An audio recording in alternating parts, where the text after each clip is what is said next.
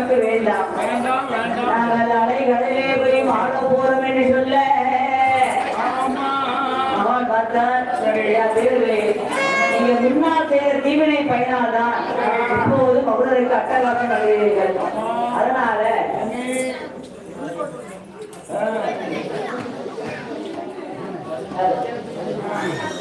ஆலே லங்குமி ஆலே லங்குமி ஆலே லங்குமி ஆலே